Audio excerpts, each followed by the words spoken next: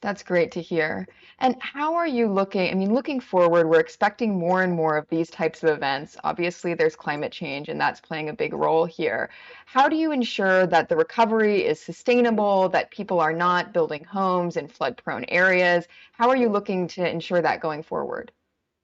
Well, I mean, let's put this in perspective because I think it's really, really important for the people watching this to know that in California, between 2000 and 2021, we had the driest 21 years in 1,000 years.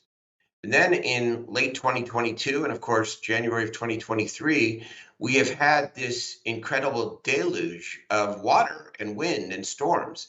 And so the climate deniers, of course, are no longer really in vogue. But there's still in this nation, I think, is not a realization that climate is at the root. It must be at the root of so many of these extreme weather events. You know, in the 1980s, we went 82 days on average between so-called billion dollar catastrophes. This year and in 2021, 2022, the average distance between billion dollar catastrophes is 18 days.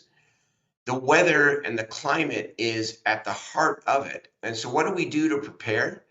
Well, certainly we're lucky to be part of a state, California, that has made unprecedented investments in ensuring our climate future, or at least doing everything we can to avoid catastrophe, whether it's our 100% renewable energy portfolio standard by 2045, 90% by 2035, whether it's banning gas-powered cars by 2035, whether it's our ever increasing investments in storage, which we need to store energy during the weak times, so that when or during the strong times, excuse me, so that when we're low on energy, we have something to make up for it.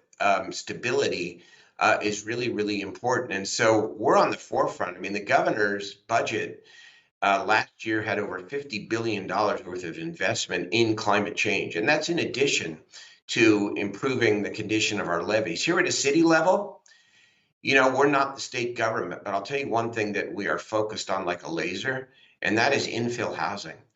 I mean, this is what cities can do. We've got to build more housing, and we have to build it in ways that are more conducive and friendly to the climate. And that's a big part of what we focus on here in the capital city.